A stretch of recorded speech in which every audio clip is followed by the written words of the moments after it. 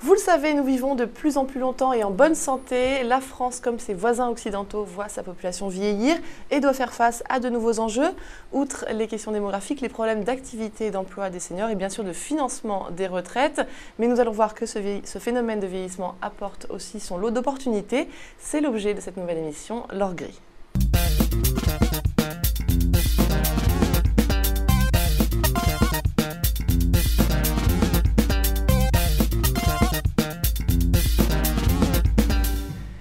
Pour ce faire, nous recevrons chaque mois sur ce plateau un invité du secteur économique concerné et un expert de Senior Reflex. Aujourd'hui, nous recevons Sébastien Bacciocchini. Bonjour. Bonjour. Vous êtes directeur associé et fondateur de Senior Reflex. Et monsieur Jean-Marc Le Tailleur, bonjour. Bonjour. Vous êtes directeur des ressources humaines et au comité de direction de la CCR. Bienvenue sur ce plateau. Est-ce que vous pouvez nous en dire un petit peu plus sur le métier de la CCR ?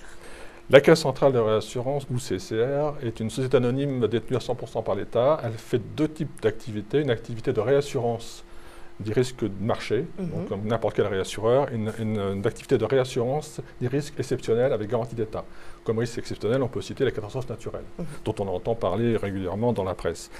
L'effectif actuel à la Caisse centrale de réassurance est de 253 salariés. Son âge moyen est de 44 ans et 20% de la population a plus de 55 ans. Donc un senior sur 5 employés, c'est pour cette raison que vous avez voulu investir massivement dans une politique senior, une politique de gestion des âges, que ce soit du départ à la retraite à la remotivation des employés.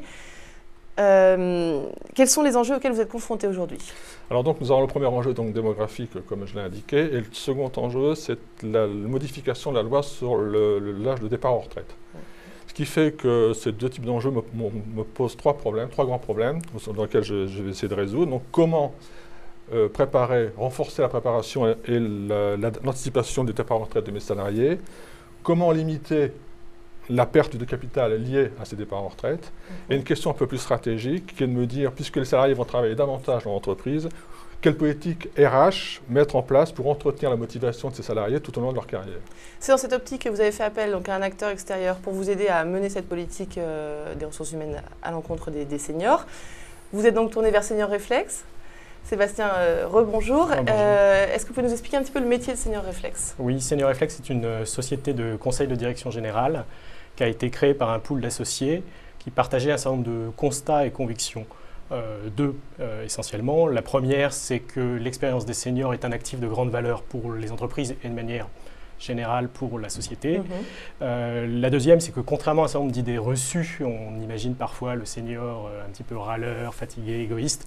C'est tout le contraire qu'on constate. Nos seniors sont dynamiques, actifs, ils ont envie de transmettre un certain nombre de valeurs et ils ne voient pas la retraite forcément comme un coup près, mais comme le début d'une nouvelle vie avec l'envie de travailler avec peut-être un peu plus de flexibilité. Ils sont motivés. Exactement. Du coup, on a développé deux métiers. Le premier qui est un métier de conseil auprès des dirigeants et des DRH plus spécifiquement sur l'ensemble des défis que pose, comme pour la CCR, l'évolution de la pyramide des âges et un certain nombre de chocs démographiques, et avec un zoom notamment sur des enjeux comme la transmission des savoirs, le management intergénérationnel et la transition pour la retraite. Oui. Donc on a développé un certain nombre d'outils avec des experts RH pour adresser ces thématiques. Le deuxième métier, c'est un métier de conseil de direction générale qui se fait avec un pool d'intervenants qui sont justement des seniors. Qui sont les membres de votre réseau ? Les membres du réseau Senior Reflex, ex-dirigeants, experts sectoriels, experts fonctionnels, qui souhaitent rester actifs et dont on met les talents à disposition d'un certain nombre de dirigeants du secteur public, PME, PMI et grands groupes du CAC 40 pour mener des missions de conseil très opérationnelles. D'accord. Dans le cas qui nous intéresse, c'est donc la première facette de conseil donc en stratégie RH. Vous avez fait appel à ce réflexe. Pourquoi vous avez fait appel à un acteur extérieur, avant toute chose ? Parce qu'on m'a présenté Senior Reflex par intermédiaire de l'ANDRH, donc l'Association nationale des directeurs de ressources humaines, et j'ai trouvé leur démarche pragmatique, originale et cohérente. Pragmatique parce qu'elle s'appuyait sur l'expérience, il n'y avait pas de pas des grandes solutions toutes faites qu'ils nous proposaient. Original parce que c'était une solution qui était basée sur l'écoute. Et cohérente parce qu'effectivement, dans leur projet d'entreprise, ils faisaient travailler des seniors. Donc c'était un peu mon état d'esprit et c'est pour la raison pour laquelle j'ai fait appel à eux. D'accord. Donc Sébastien, vous avez apporté votre expertise. d'abord, vous aviez donc une phase d'écoute, vous allez nous en parler. Comment ça s'est déroulé ? Oui, tout à fait.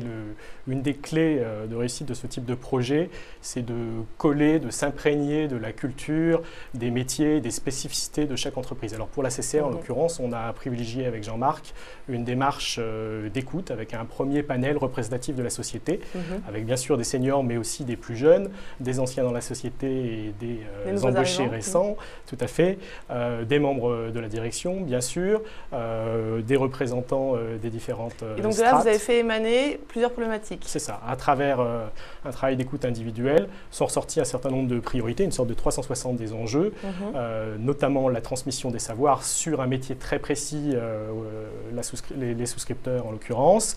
Le deuxième, c'est l'importance d'anticiper les départs à la retraite et d'apporter un certain nombre de conseils pour mieux les préparer. Et le troisième levier, c'était dynamiser les carrières. Donc Jean-Marc Senior Réflexe a fait émerger plusieurs problématiques comme ça. Est-ce que vous avez vu les choses différemment à la suite de cette expertise ? Exactement, j'ai vu.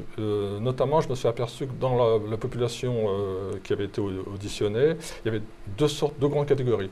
Une catégorie dans l'intervalle d'âge entre 57 et 64 ans, qui pour eux, le court terme, c'est le départ en retraite. Donc ces personnes-là, il faut effectivement les aider à anticiper, à préparer leur retraite. Et une population qui est entre 49 et 56 ans, qui va être touchée par l'allongement de la vie professionnelle et pour lesquels il faut commencer à préparer la gestion de leur carrière professionnelle. Ils se posent des questions. Ils se posent des questions sur je vais encore travailler, je pensais travailler encore 5-6 ans, ça va peut-être plutôt 15 ans. Donc là, effectivement, il faut que l'entreprise puisse m'aider à aborder cette activité. C'est-à-dire continuer à évoluer, avoir encore des perspectives. Exactement. Et ne pas être laissé sur le bord de la route. Voilà. Donc parmi les problématiques qui ont été mises à jour, Sébastien, la question de transmission des savoirs aux jeunes générations par les seniors, par quoi ça passe ? Alors il faut faire attention aux usines à gaz. Donc plutôt privilégier les petites victoires en répondant à un certain nombre de questions assez simples. La première, c'est quoi ? Que transmettre ? De quel savoir parle-t-on ? Est-ce qu'on parle de savoirs qui peuvent s'acquérir à l'école, à l'université ? Dans ce cas-là, on fait plutôt appel à des universités ou des formations externes. Donc on zoome plutôt sur les savoirs d'expérience. Le geste, la mémoire, le relationnel, le fonds de commerce. À ce moment-là, on sait quoi transmettre. Qui va les transmettre ? Et donc là, on cherche plutôt des volontaires.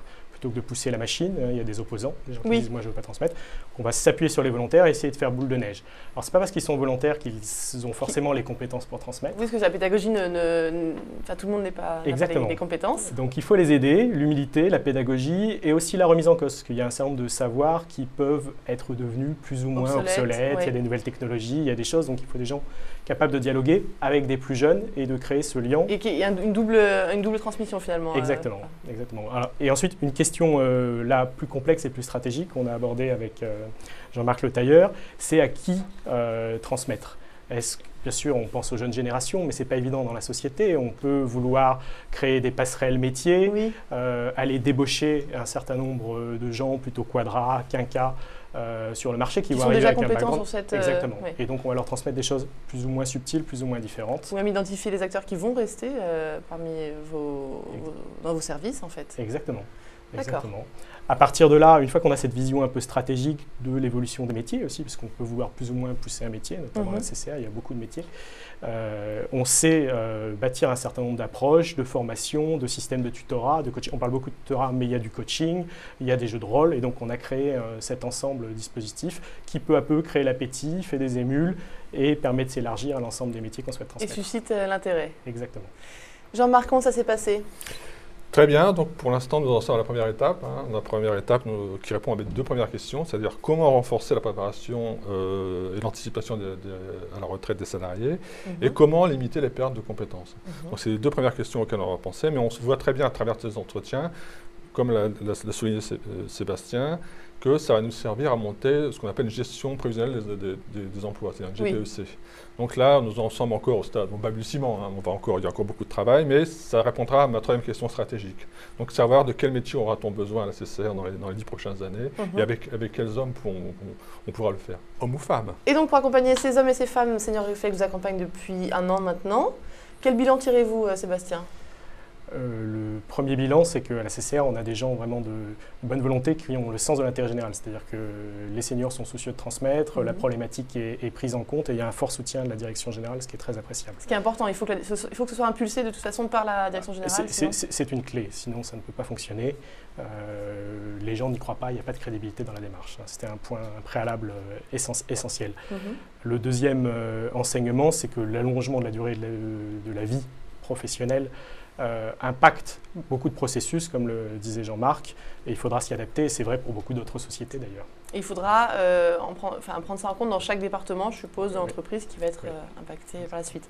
Donc vous souhaitez rajouter quelque chose, monsieur? Oui, peut-être une dernière note très optimiste et enthousiaste sur les seniors dans notre société. Oui. Comme on le disait, ils ont envie de travailler, de contribuer, et dans le cadre de notre activité, quand on réussit à faire rencontrer le besoin d'un client et l'expertise, le savoir d'un senior, c'est assez décapant et les deux parties sont très heureuses. C'est gagnant-gagnant des deux côtés. Bon, j'espère que les seniors nous écoutent et ça les motive d'entendre ce que vous dites. Merci pour ces éclaircissements. Je vous souhaite donc bon courage dans cette démarche de plan d'accompagnement des seniors. Sébastien, à très bientôt pour une nouvelle expertise. Merci. Bonne journée à tous.